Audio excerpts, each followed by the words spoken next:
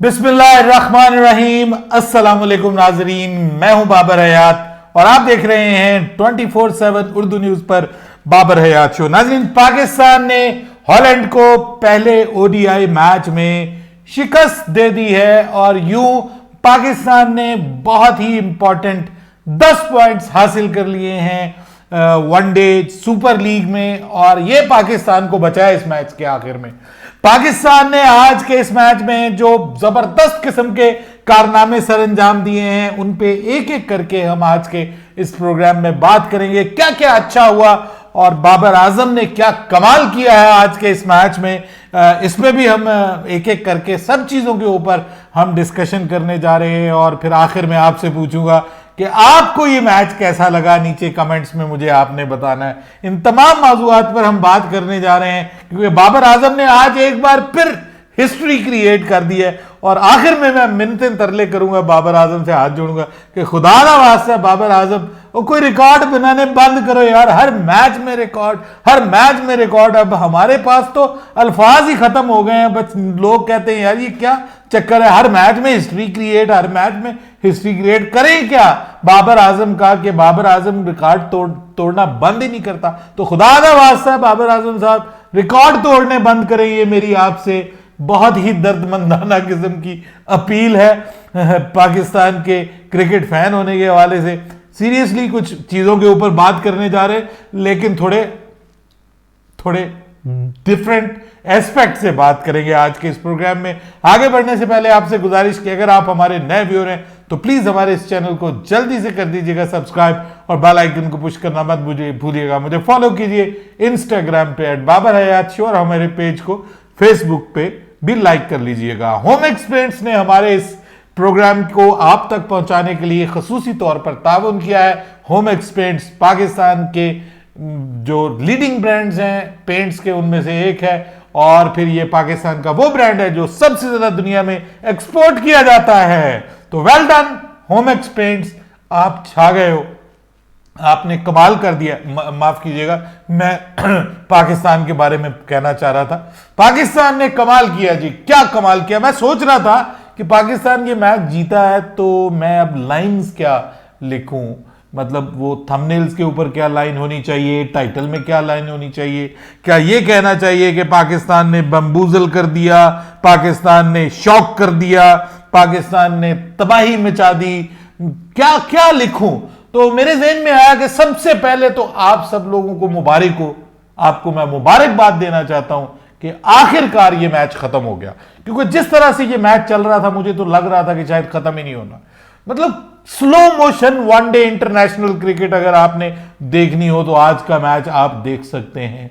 इस मैच में परफेक्ट आपको दिखाया जाता है कि किस तरह से आपको एक ऐसा मैच फराहम किया जाता है कि जिसमें आप भरपूर अंदाज में रेस्ट कर सकते हैं, रिलैक्स कर सकते हैं, कॉफी पिए, चाय पिए, अच्छे खासे काम निपटा लें। आप वापस आएंगे तो सिचुएशन वही होगी जहां पे आप छोड़ के गए थे, कुछ नहीं बदला होगा।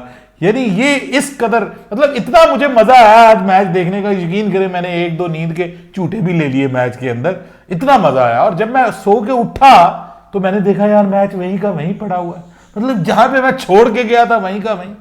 तो मैंने ये सोचा कि सबसे पहले तो मैं आपको मुबारकबाद इस चीज की दूं कि ये मैच खत्म हो गया, ठीक है। दूसरे नंबर पे मुबारकबाद इस चीज की बनती है कि पाकिस्तान ये मैच जीत गया। ये दूसरे नंबर पे मुबारकबाद कि मतलब खत्म हुआ तो कम से कम हम जीत गए। यानी ये वो चीज है कि जो at the end of the day हमें जिस पे खुश हो जाना चाहिए कि पाकिस्तान मैच जीत गया। हमारा क्या है, मतलब व्यूअर्स का क्या है, उनको जमाइयां आए, उनको नींदें आए, उनकी नींदें उड़ जाएं, वो सोचे ये हो क्या रहा है, ये सब कुछ अपनी जगह। लेकिन at the end of the day भाई मैच तो हम जीत गए ना। हॉलैंड को हमने उनके अपने मुल्क में हरा दिया, ठीक है, वो उनकी अपनी फुल स्ट्रेंथ टीम भी नहीं थी। यानी हॉलैंड वैसे ही दुनिया की एक बी टीम है, उस बी टीम की भी बी टीम खेल रही थी जिसमें से 7-8 उनके खिलाड़ी नहीं थे और हमने उनको हरा दिया। बहुत बड़ा कारनामा सरअंजाम दिया। Well done Babar Azam, well done team Pakistan, कमाल कर दिया आपने, दिल खुश कर दिया लोगों के। यकीन करें इस वक्त जो है वो मेरे ख्याल में पाकिस्तान के मुख्तलिफ शहरों में आतिशबाजी के मुजाहरे किए जा रहे होंगे, पटाखे फोड़े जा रहे होंगे कि कमाल हो गया, कमाल हो गया, पाकिस्तान ने क्या जबरदस्त किस्म की क्रिकेट खेली है। और सिर्फ पाकिस्तान ने ही नहीं, हॉलैंड ने भी बड़ी कमाल की क्रिकेट खेली। यार मैं हैरान हूं यार, ये किस किस्म की क्रिकेट है। ये हम क्या कबल मसीह के दौर में चले गए क्रिकेट को लेके जाते हुए। यानी 6 ओवर्स में 11 रन आपने बनाए हुए हैं। और कौन खड़े हुए हैं विकेट के ऊपर? फखर जमान और इमामुल हक, दुनिया के टॉप बल्लेबाज। और कमेंटेटर साहब कह रहे हैं कि जनाब जो हॉलैंड की टीम है उसको बड़ा फायदा हो रहा है कि दुनिया के टॉप 4 जो बल्लेबाज हैं, मतलब टॉप हाई लेवल के बल्लेबाज इस वक्त जो है वो उनकी बॉलिंग उनका सामना कर रही है। यानी फखर जमान, इमामुल हक, बाबर आजम, मोहम्मद रिजवान, और इनका सामना करी। तो ये तो बहुत ज्यादा फायदा हो गया है हॉलैंड का। और बाय द वे मैं आपको बताऊं, पाकिस्तान को इस मैच में सिर्फ एक फायदा हुआ है जीत का, बाकी सारे फायदे जो है वो हॉलैंड ले उड़ा है इस मैच में। और उनको सबसे बड़ा फायदा ये हुआ कि उनको बड़े बड़े जो जिनका हमने हवा बनाया हुआ है, उन्होंने कहा तो कुछ भी नहीं, उन्होंने कहा लो 6 ओवर थे 11 रन, तो कुछ भी नहीं। मतलब उन्होंने वो खुद उनका हासा निकल गया होगा कि यार ये पाकिस्तानी टीम, ये दुनिया की हैरान करने वाली टीम है जी। ये टीम 6 ओवर्स में 11 रन, 10 ओवर में 37 रन, वो भी थैंक यू हमारे फखर जमान साहब का, और थैंक यू इमामुल हक का कि वो ना आउट होते, ना बाबर आजम आता, ना फखर जमान कुछ करता। और फखर जमान ने बहरहाल जी आज आउट ना होने का हक अदा कर दिया। और जो उनका कैच ड्रॉप हुआ, वो जो ग्लासेस वाला जो बॉलर था, उसका एक तो नाम ही इनके बड़े अजीबोगरीब, 2-3 मैच जब पूरे होंगे तो उनके नाम याद होने शुरू होने, तो मैच खत्म हो जाना है, और मैच खत्म हो जाने तो फिर उसके बाद कोई पता नहीं कि कब इनके साथ हमारा दोबारा मैच होना है। जो फखर जमान है उसने बहरहाल, उसको क्रेडिट जाता है कि जब उसका कैच छोड़ा गया 43 रन के ऊपर, उसके बाद फिर उसने जनाब उसको शर्म आई, ने कहा यार मैं इतनी बड़ी टीम का खिलाड़ी हूं और मुझे कुछ तो करना चाहिए, वरना तो पहले तो उसके एज ही लग रहे थे और स्लिप के ऊपर से बॉल कभी इधर जा रही थी कभी उधर जा रही थी। फिर उसको शर्म आई, गैरत आई, हया आई, और उसने कहा चलो यार मुझे आज इनके खिलाफ तो मैं 100 कर लूं कम से कम, पीछे तो मैं नाकाम होता आ रहा हूं। लेकिन इमामुल हक को इनके खिलाफ भी शर्म नहीं आई, उन्होंने कहा मैं कोई फर्क नहीं पैंदा, तुसी जो करना है कर लो। बाबर आजम, अब आ जाए बाबर आजम पे। भाई और कुछ हो रहा हो, बाबर आजम ने रिकॉर्ड तो तोड़ना होता है हर मैच में, और इस मैच में भी बाबर आजम ने रिकॉर्ड तोड़ा है। ठीक है जी, credit goes to Babar Azam कि जिस तरह की उन्होंने जबरदस्त किस्म की इनिंग्स खेली। मैं कहता हूं कि आज की इनिंग्स अगर वो ना भी खेलते तो कोई फर्क नहीं पड़ना था उनके क्रिकेट कैरियर के ऊपर। लेकिन जैसे बहरहाल उन्होंने 70 और जो रन बनाए, उसके बाद बाबर आजम 4500 रन बनाने वाले खिलाड़ी बन गए हैं।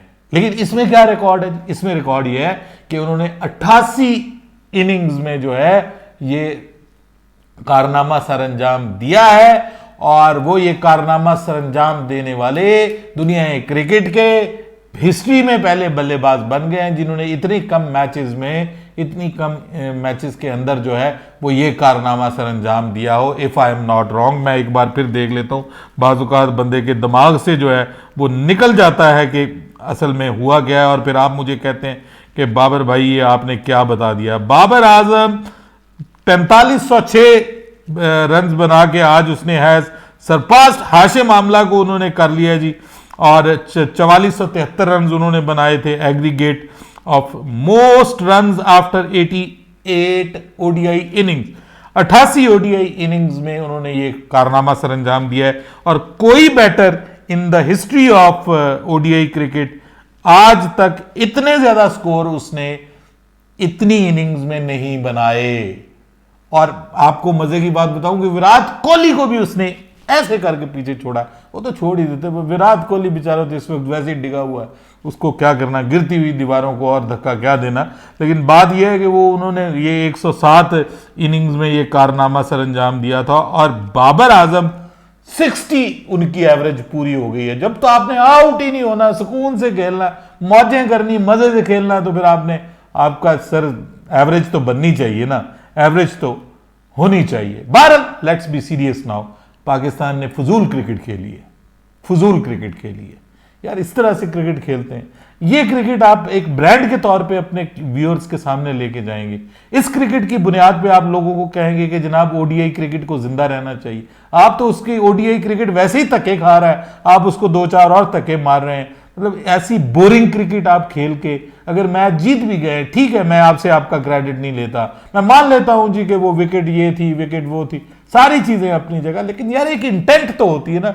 एक ये क्या डरे डरे यार आप, मतलब वो उजैर मुझे कहता है कि बाबर भाई ये पाकिस्तानी टीम ने कसम उठाई हुई है कि जब ये किसी गंदी टीम के, माड़ी टीम के, बुरी टीम के खिलाफ, सॉरी टू से दैट, मतलब उस हिसाब से, वैसे मैं किसी का दिल नहीं तोड़ना चाह रहा, हर टीम की अपनी वैल्यू होती, लेकिन किसी कमजोर टीम के खिलाफ जब भी पाकिस्तान खेलता है तो ये साबित करता है कि हम तुमसे ज्यादा इस कमजोरी के हकदार हैं।